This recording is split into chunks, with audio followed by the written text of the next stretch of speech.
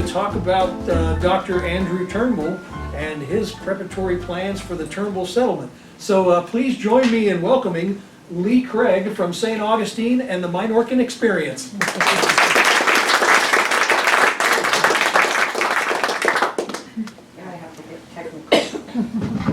There you go. Can you hear me over the... Yeah, I think that's okay. Sound all right? Okay.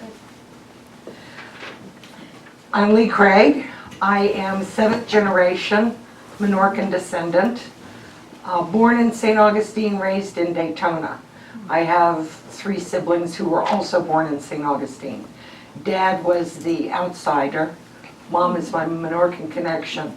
I think Dad could see the writing on the wall, and he knew that he was about to be overpowered by the Minorcan grandmothers, so he moved us to Daytona, which was close enough to get up to see him a lot, but not so close that there was somebody in his business all the time, so he was pretty smart about that. I am a representative of the Minorcan Experience.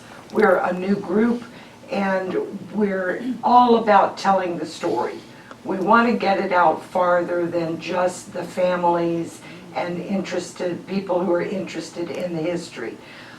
Dr. Darian Andrew is working on a Minorcan Studies program at Flagler College. And the way she puts it is, everybody knows who the Cajuns are. Everybody knows who the Amish are. Nobody knows who the Minorcans are. So my dream is to help make that happen. We'd like to get it around farther than the St. John's, Volusia, Flagler counties, get it across Florida, maybe get it back into the school curriculum and go from there. So it's a big nut to crack, but we have some really good people with us who are excellent historians and ready to go to work on the project. Now I have to remind myself where I am.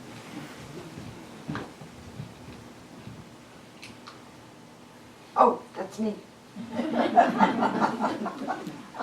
The University of North Florida has put together a program called Florida History Online, where you can find a lot of the letters that were found in the Ballindalic Grant Castle in 1995. They are not copies of the letters. They are portions of the letters verbatim, and some of it is just edited to explain what's in them. And that's what I've used for the most part for tonight's program. But if you haven't seen this site and you like doing this kind of thing on the computer, I highly recommend it. It has all kinds, and it's not just limited to the colonial era. There's a lot of other information on Florida history. This is the research rabbit hole. I often go down this rabbit hole. I start looking for one thing, and before you know it, I'm in Northeast somewhere I never thought I'd go. I spend a lot of time there, and I love it, but I have to keep reminding myself to get back to where I want to be. And that's at the beginning of this project. You'll have to excuse me, every now and then the train jumps the track. Speculation in Florida was actually started by pamphlets. And there were people who wrote. Archibald Menzies wrote one, Dr. William Stork, and there were other people who wrote pamphlets, and they extolled the virtues of Florida. Anything will grow here, everything is lush and beautiful, there's never any bad weather, there's never illness. Please, folks. And folks bought it. A lot of folks went what they called Florida mad, and they couldn't wait to put their money into the projects that were going on here, because the king, through the Privy Council, was doling out 10 and 20,000 acre plots to people who met all the criteria and promised that they were coming here to make a go of planting indigo, rice, all kinds of things that England needed. But the people who got this land had to promise that they would fulfill all these things in order to get it. Now, Menzies published a pamphlet in 1763, and that's what you're looking at here.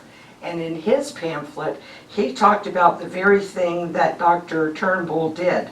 He talked about getting laborers from Greece, Minorca, where are the other places, and Armenia.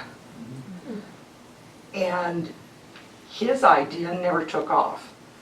Dr. Turnbull must have been a much better salesperson, because when he got hold of the idea, he fiddled around with it a little bit, presented it, and people really liked it, and they were jumping on the bandwagon.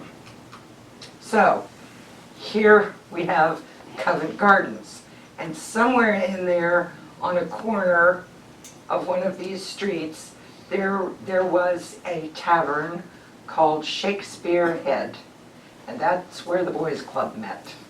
There were about 40 of them, and they started talking about this idea of acquiring land in Florida and making a go of it with their plantations. So Dr. Turnbull was unofficially elected as the person who was going to run the venture. They were going to have all these men who were going to put money into it, and Turnbull was going to be present in Florida and run the venture. And I really give them a lot of credit, because they came up with a good plan. How they were able to accomplish that in a tavern while they're drinking ale and whatever else is beyond me, but the plan did make it through. And here we have the Privy Council, and as I said, that's where you had to go to get these acres of land if you were in England. If you came to Florida, you had to go to the governor to get these plots of land. So in East Florida, it would have been, at that time, Governor Grant. And there's the man, Dr. Andrew Turnbull. If anybody ever finds a picture of him that is not that one, please get in touch with me. I'm tired of looking at that picture. But he and his family came over, and that's a little quick, came to Florida, and he found a place for them to stay while things were being brought in to the New Smyrna area for the colony. While he got in a boat and took off. Is there anyone who does not know where Minorca is? Gosh, that's great. Yes, it's right there. Here is Minorca, and there was Mahone. Minorca was highly sought after by navies because of their position. And when people came in through Gibraltar up into the Mediterranean, Mahone was a good place to catch them. So everybody wanted Mahone, and they were under lots of different rulers over time. So Mr. Turnbull went from, I've got my list,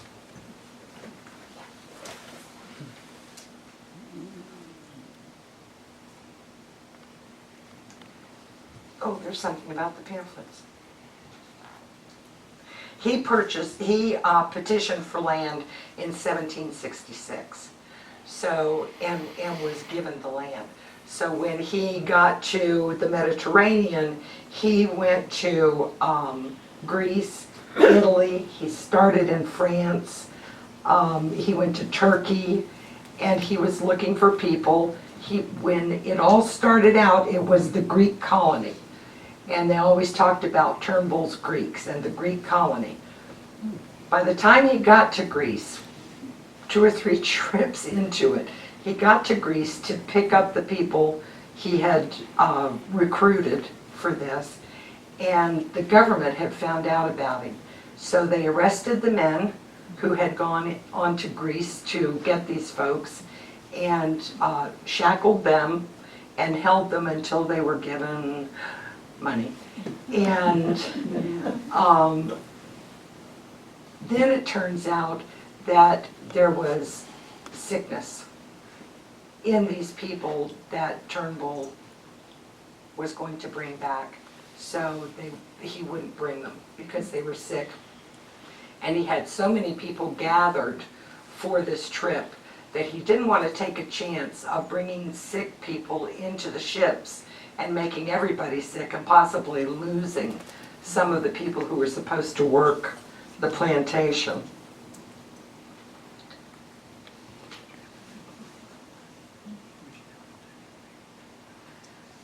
One of the things I loved about reading the letters is getting some of the actual verbiage that they used. I used to love to write letters, and I kind of miss that. Computers have made things so much faster, and we don't do letters as much as we used to. But one of the things that I read, this was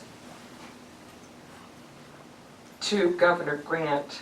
The writing is, "I cannot omit mentioning that I have the greatest satisfaction imaginable in being assured by your friends here that no protection, assistance, and advice will be wanting on your part to promote this affair. Your Excellency's most obedient and most humble servant, Andrew Turnbull." How's that for shining him up getting ready? But a lot of the letters are like that, and they go on about, one of them was tremendously long, but it was a report to Governor Grant from a man named Skinner who was on Grant's property. It didn't really have anything to do with the Turnbull affair, but it went on and on about every little stitch of everything that happened. It was really interesting. He talked about the people who were working there. He talked about the luck that they were having with certain kinds of crops and the crops that weren't doing well.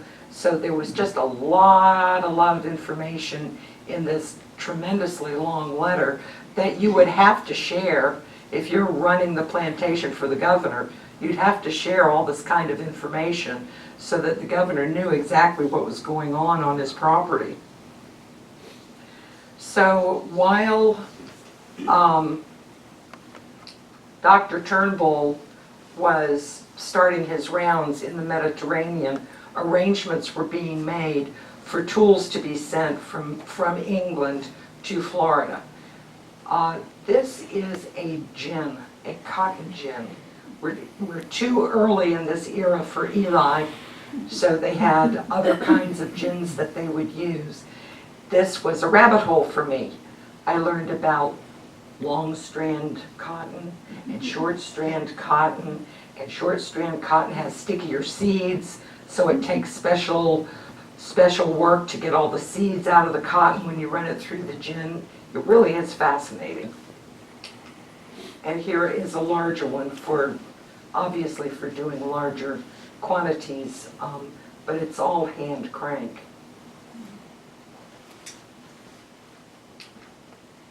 And these are some of the other tools, except obviously the ones that say, what is it, 18th century, I think, 19th century.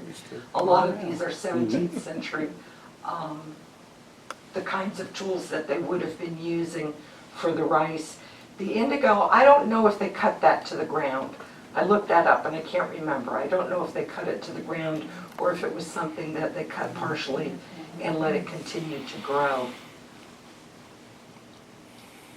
But can you imagine doing that in this kind of weather? Yeah. This is my favorite shovel in the world. This is a wooden shovel. And in order to be able to use it without breaking it, they would bend metal over the end of it. And I thought, how ingenious. I would have been breaking shovels all over the place, and all it took was one person to say, "Honey, why don't you put something over the end of it?" and he said, "Don't tell me what to do," and took it to the blacksmith, and there you have it. But I just think that's fascinating. The other thing that, whoops, wrong way. The other thing that I had trouble finding, the Stamp Act and the Townshend Act and all of those things contributed to the late problems with England. And there were taxes put on all kinds of things that were coming to America from England. Paper, glass, tea, all sorts of things.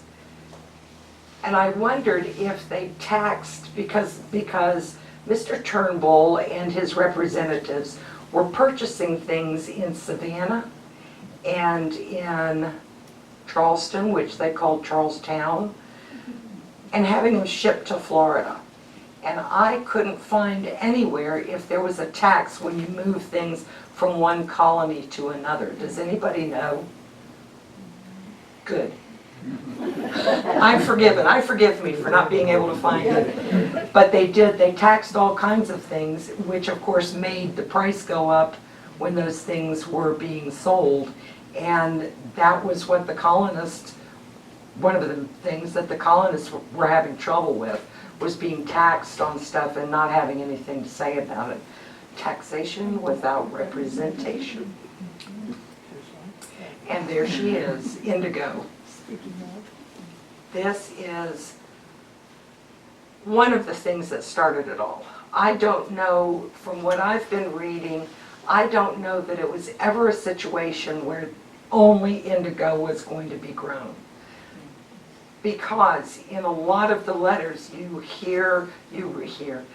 read about Mr. Turnbull saying, I want cuttings of this kind of plant, I want seeds for that kind of plant, that they were going to bring with them to Florida. So I don't get the feeling that indigo was the be-all to end-all. It was certainly something that was going to make them a lot more money than other things. But rice they needed for food as well as to sell, to make money. So there were all kinds of things on the list. And then of course when they got here, they found other things that ended up being profitable, like oranges. Oranges were here by then, so they just started cultivating them and selling them.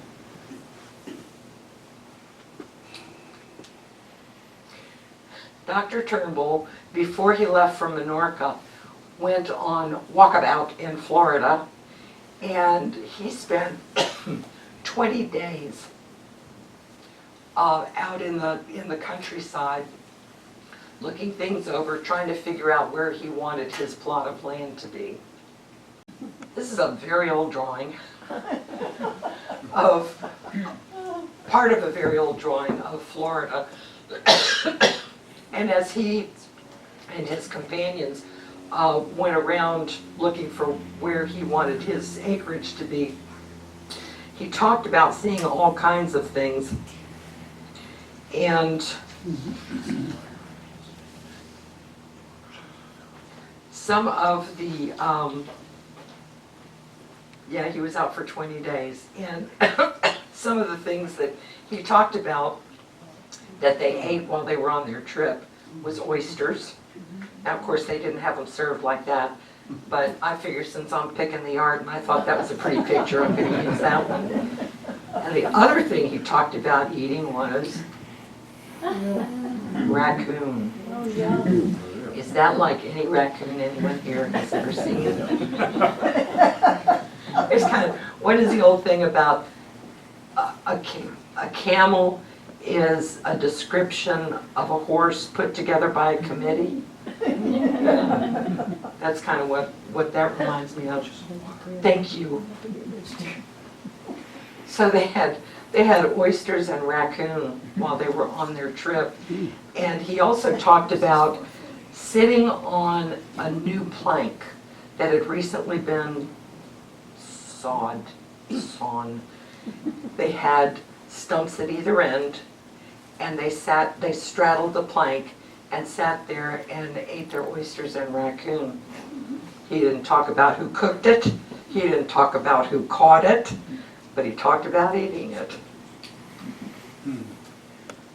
This is a list of some of the items that they ordered from Savannah. Now, the letters that show up on the Florida History Online site have all kinds of things throughout them that they were ordering. Some of the early things that were ordered, I feel like they were ordering for the slaves, because they had brought slaves in before the colonists ever got here. And the slaves were supposed to build the huts, the houses for the colonists, and start clearing the land. So I don't recall if it was this. Yeah, see, February 67. That's an early one. Yeah. So this could easily have been, it's got corn, a lot of corn in this, but there was another one that had rice. And it never specified if it was supposed to be for the slaves or for the colonists. And I think as early as this is, that it's too early for the colonists. One of the problems they talked about with transporting seeds and cuttings from England to Florida, pardon me while I skip around, but stuff comes back in dribs and drabs. One of the problems with transporting that stuff was that the trip was going to be so long that they didn't believe the seeds would make it, that they would sweat and then mold, and then they wouldn't be viable. And the same thing for the cuttings. There were different methods of preparing these things for travel. Kenny Beeson, in his book, I don't know if any of you have read From Majadas and Indigo, but he talks about a very complex system of soaking these things in oil, wrapping them in paper, and then again putting them in oil to get them here. I can find nowhere. I hunted, I spent an entire morning looking at pictures of boxes that you put plantings in and how to keep the wraps off and what do you do if the bugs start getting them and all this sort of thing, but I could find nothing about packing these things in oil to get them here. So I thought that was very fascinating, and I'll keep looking. When I find it, you'll probably hear me go, yeah, all the way from St. Augustine. Savannah.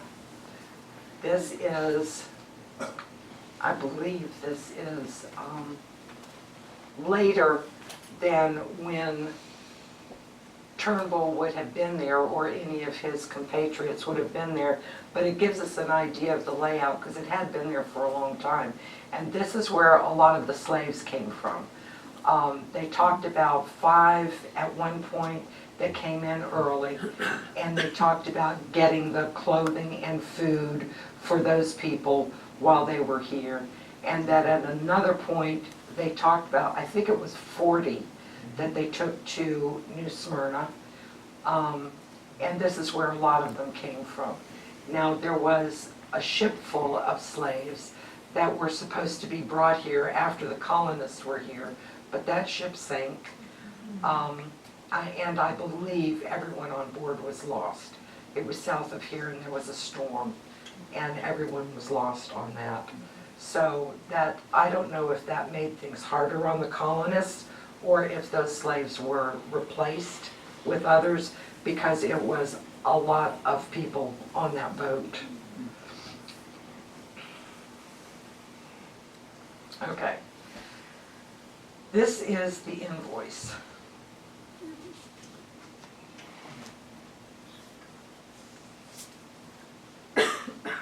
Look at all the things they're ordering. 2 barrels of salt. 2,080 bushels of corn. And this is still before the colonists got here.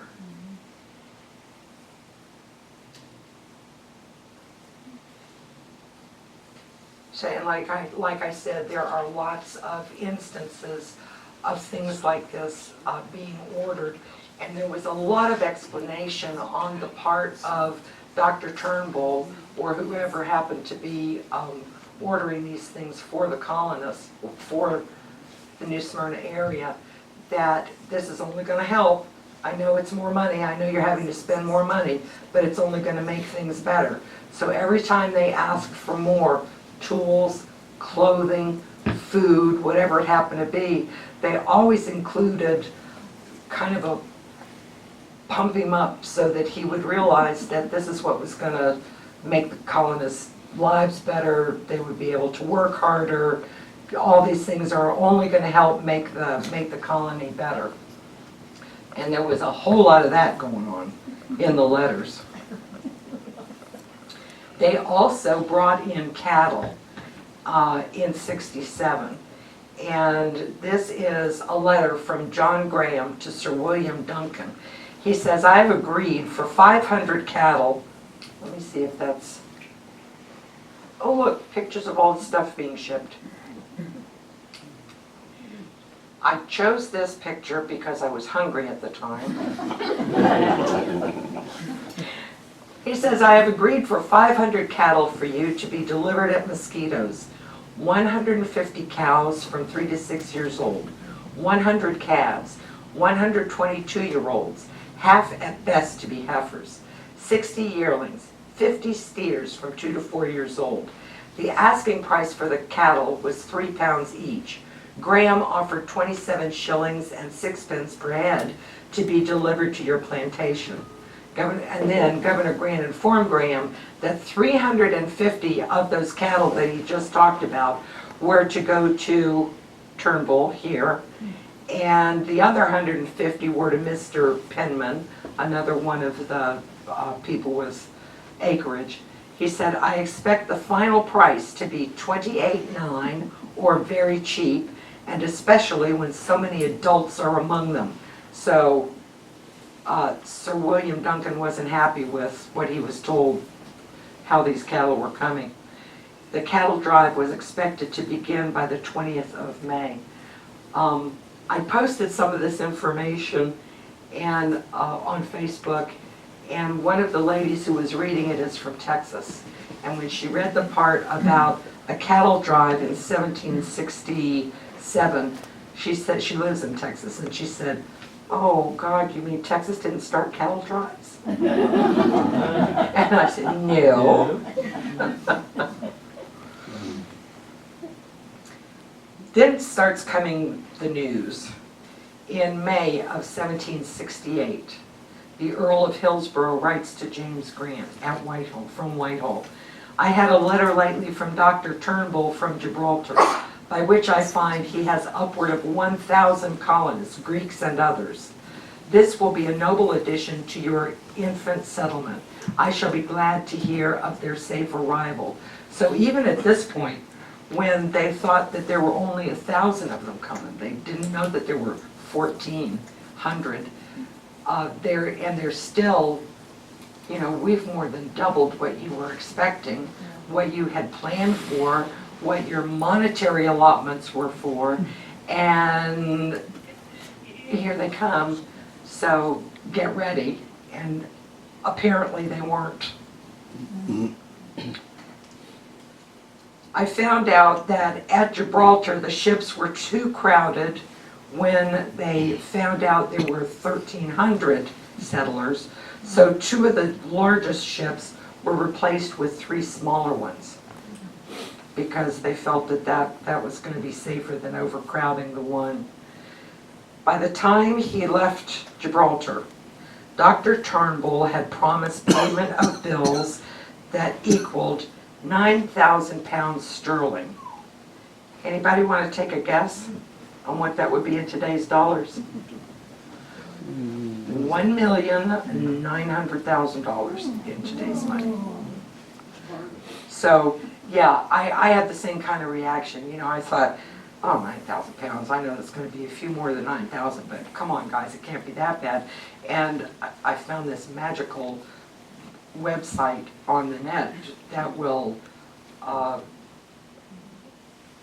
figure it out for you, so that you know, you give it the pound sterling and the year, and it automatically translated into today's dollars. So that was really a shock.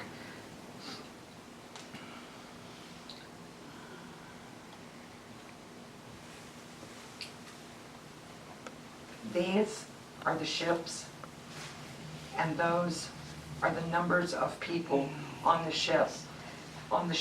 Now, we're not completely sure those are accurate numbers.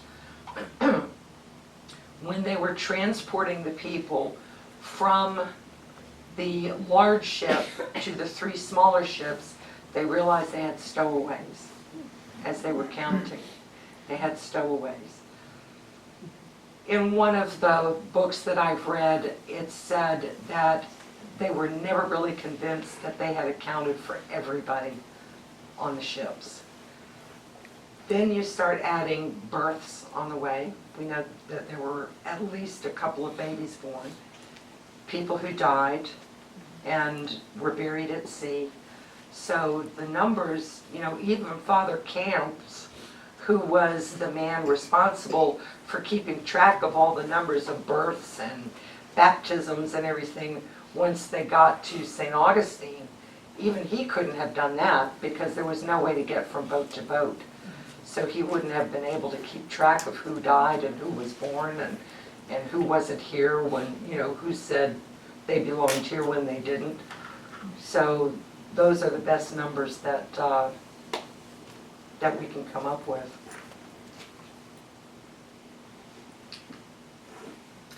And that's where they started, Gibraltar.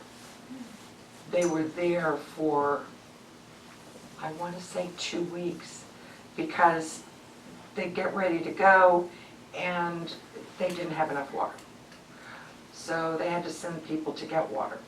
Or a storm would blow in and they couldn't get out of the port, so they had to wait for that. And that happened to them a lot during his whole trip around the Mediterranean, where he would be in one place for weeks at a time because he could not get out of port because of the weather. So, and the whole time he's got to be thinking to himself, the guys who are funding this are really going to be unhappy with me, but there's nothing I can do about it. Because he knows that there are people back at Mahone. He would pick up colonists and take them to Mahone and go out again. So he knows that there are people waiting there, and they were eating up all the stores and drinking all the water that he had already collected. So every time he'd go back, I don't know every time, but at certain times when he would go back to Mahone to drop off more people, he would have to get more stores for a now enlarged crowd. So if he didn't have ulcers, he deserved them.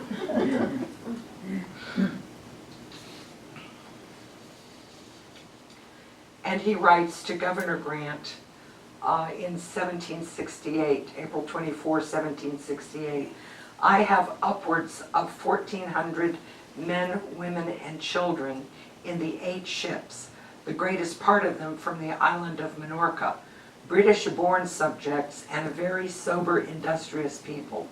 The Turkey Company, which we know of as the Levant, the same thing, took measures to prevent my having many Greeks. However, hundreds of families will be brought from that country. So even though he says here that he had 200 Greeks, he's still planning.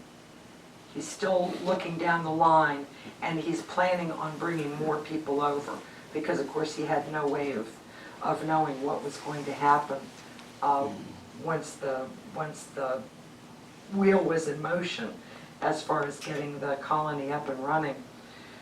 So the trip was 4,394 nautical miles, and it took them 2 months. I cannot begin to imagine. Has anyone here read Hawaii? Yes. Do you remember the description in Hawaii of their trip on the ships to get to Hawaii?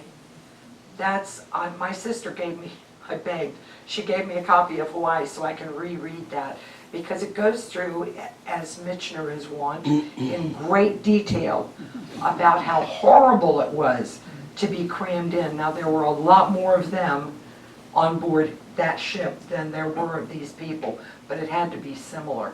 And I want to read it again just to kind of refresh in my mind what it must have been like for those folks on the way over.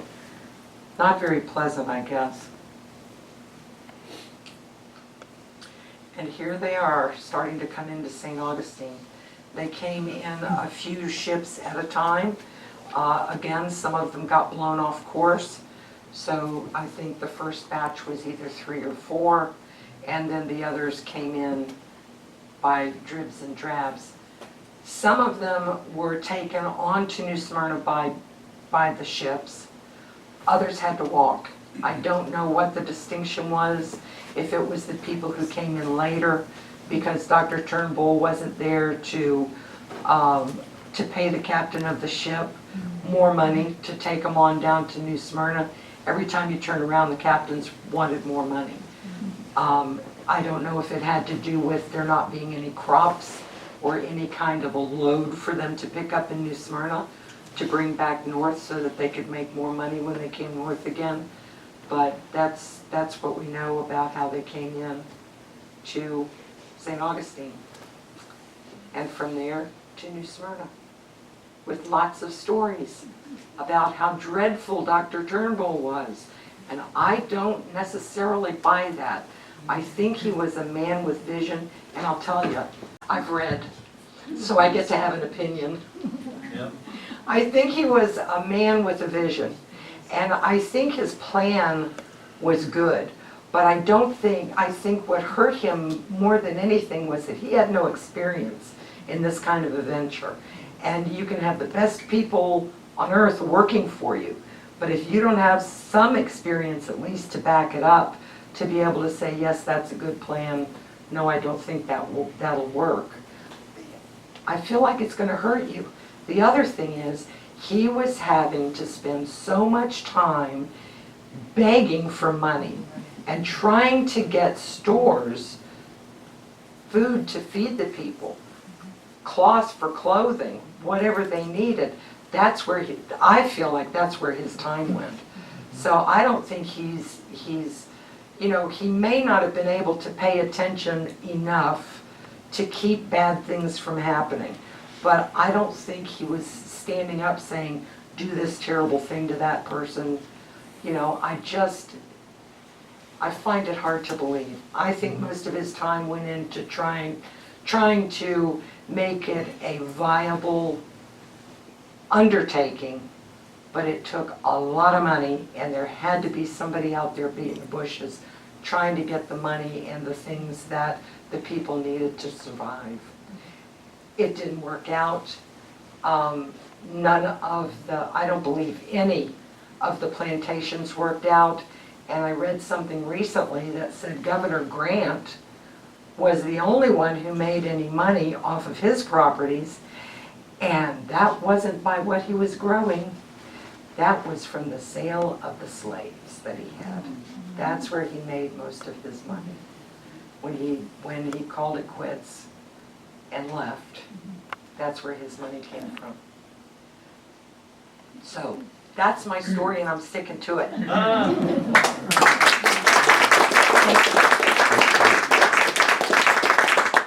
I would love to try to answer your questions. I'm going to be very honest with you. If I don't know, I'll do my best to find out, but I'm going to tell you I don't know if I don't. Yes? Mention about the fact that Dr. Turnbull came to Florida at a specific time Yes. and was really unaware of what our weather was like. Did you cover that in the material? You didn't say, so maybe people don't know that he was here only just in the nice part of the year. Yes. He was what we would call a what? What's the word? Snowbird. Snowbird, that's it. He's a snowbird. Yeah, he was here in Yankee. November, December, and then left in Yeah. January. Yeah. Yeah. And it's like, wow, this is nice weather. Yeah. This is great. All those pamphlets were right. This place is heaven. Yeah. Right? Yeah, let me introduce you to a mosquito. Yeah. See what you think about that. Everyone else shows up in June, the worst time of the year. Yes. Yeah. What? No, I'm sorry, go ahead. There's, That, oh, okay.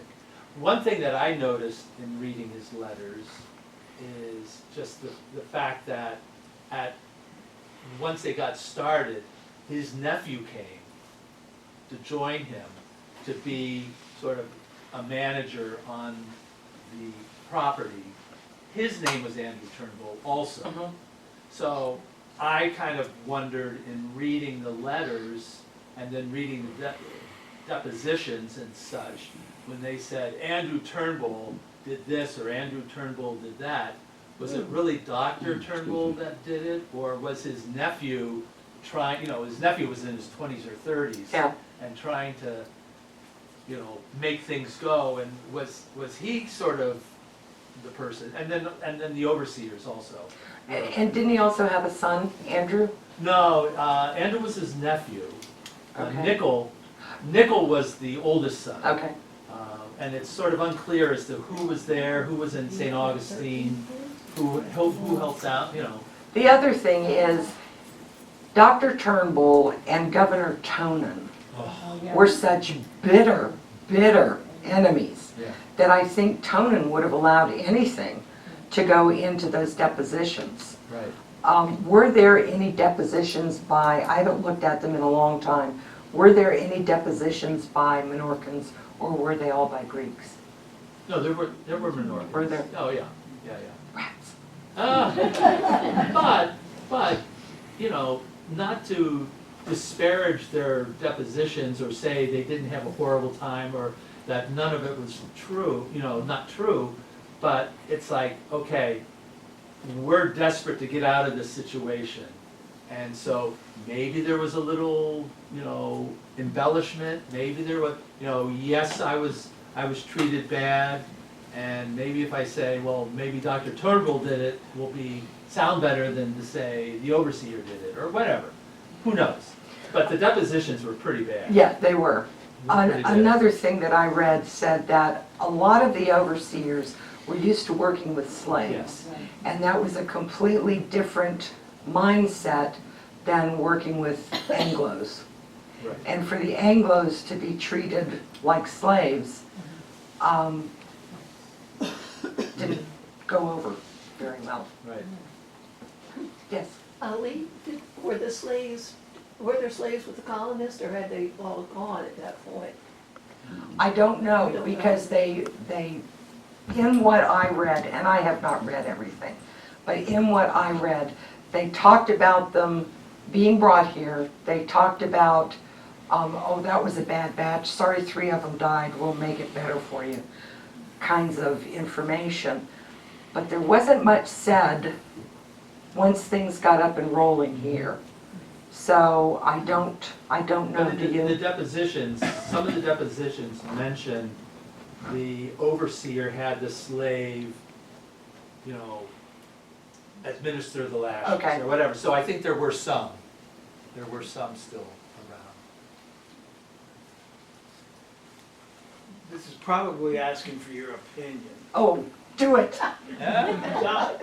Dr. Turnbull spent all this time in the Mediterranean getting all these people together, and because of bad luck or mismanagement, one of the two, or a combination of both, it failed. Right.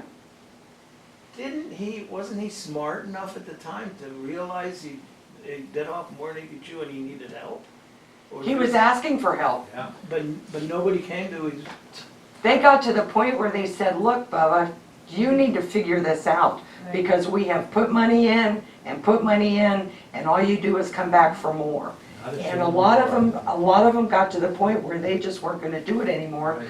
because they also had their own, all these people in the East Florida Company had their own land to worry about. And as things began to look worse and worse, and we're getting closer and closer to war, I think they began to get concerned about losing their investment. And so they felt like it was throwing good money after bad. well, what I'm saying is, if he's that smart and had that much of a vision, he should have had help putting all of this together, not just backers. I understand what Yeah. you're saying, but he should have had help in just running the thing. Well, that may be the failure from the beginning, because the deal was that these 40 men in this group were going to help fund it, but he was going to run it. He was going to be the person present and run it. which apparently also meant get everything together that they need. It was his short vision that made him think, if I have more people, we'll start making money sooner. And he wasn't thinking about the cost of keeping them alive before these crops would be viable as far as making money And like you said, Governor Grant was a great help in the beginning. in the beginning. And then he left, and Toyin was sort of Turnbull made enemies by that time. Well- Because he wanted to be appointed governor. Right. As he the was- oldies say, Tonan's foot didn't fit no limb. Yeah, He was not a charmer. no. But you could probably list 5 or 6 different reasons why the settlement failed. You know, it wasn't just one, it just wasn't one thing. Was his family actually here? Yes. Because I heard that his wife hated it so much. That's why she's back in France. No, No. they were and here. England. And then when he went back to England, they escaped out to Charlestown. He was held in St. Augustine. Once everything folded here, he was held for a year in St. Augustine. Tonin wanted him where he could get him because the bills were rolling in and they wanted to make sure that he was handy to get the money from him to pay all these people who were owed money. So he apparently lived, do you know where the governor's house is in the square in St. Augustine? Apparently the house that Turnbull lived in for a year was next to the governor's house. If the Minorcans were that angry, if they were bent on revenge, all they had to do was walk up the street because the Minorcan quarter where they lived was just inside the city gate. If they wanted him, they could have had him. He was right there for a year. Finally, Tonin gave him like a leave of absence. And at that point, he jumped on a ship with his family and went to Charleston. He didn't go back to England first. No, no.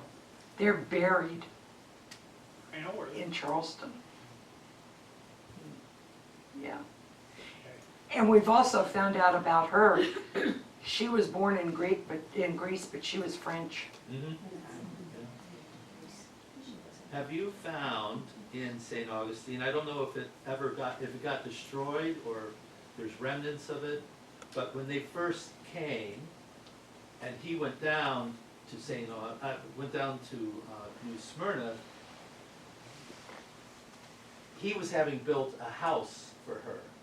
And remember, they talk about Villa Robina, Yeah, okay, was the house that the Turnbull family would live in while he went to the Mediterranean, came back, started the settlement, and for like a year or two more, the family lived in St. Augustine, and then moved down to, and do we know for sure Villa Rabina was St. Augustine? yes. Or could it have been Yeah, here? no, it was St. Augustine, because Governor Grant says in his letter to Turnbull, I want to let you know that it's still being built, it's not ready yet, it's not ready for her to move into, but it was somewhere in St. Augustine was the original house. Okay, So it'd be interesting to look and see if there's Yeah. any records about Yeah. that.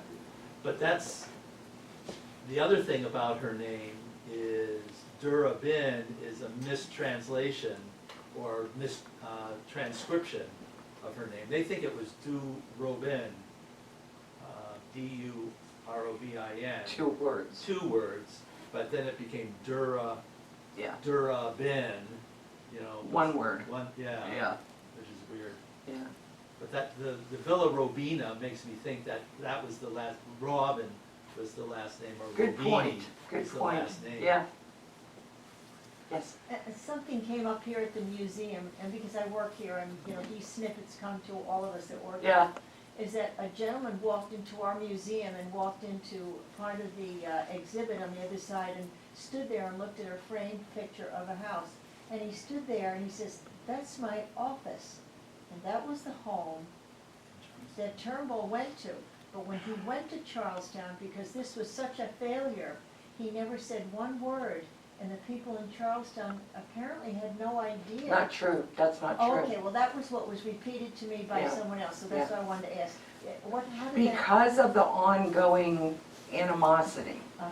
there were reports in newspapers Okay. about this whole thing and how Turnbull was the bad guy. Oh. And I have seen the letter. I don't remember where. It must have been in an old Charleston newspaper Uh-huh. where he was responding and referring to himself in the third person. Right. Dr. Turnbull never did, and Dr. Turnbull always did, and Oh, okay. that kind of Romans thing. wrote a book that Okay, he hadn't seen, and then it was like in the 1780s, Turnbull saw it, and Okay. that's when he wrote the letter. okay. I think in the Charleston newspaper, he Oh. wrote a letter to the Charleston newspaper, sort of defending himself. Yeah, so it's not true that they never talked about it up there. Okay. Plus the But- fact that, But it was interesting that the house in Charleston where he had his pharmacy and his medical practice, this man walks in and he says, "I'm a lawyer, that's where my law office now I is." And so understand. that building is still there. I had just found that out a couple of weeks ago. Oh, okay. That, It's the that his, oldest wooden house in Charleston. Yeah. It still exists. Yeah. And her fifth great grandfather was a pharmacist in that same house. After Oh Turnbull, my Turnbull gosh. had it, then there were 2 or 3 others, then Dr. Schwetman had it. that name is familiar. Very So interesting. I'm my own grandpa. Well, I tell you what, join me in thanking Lee.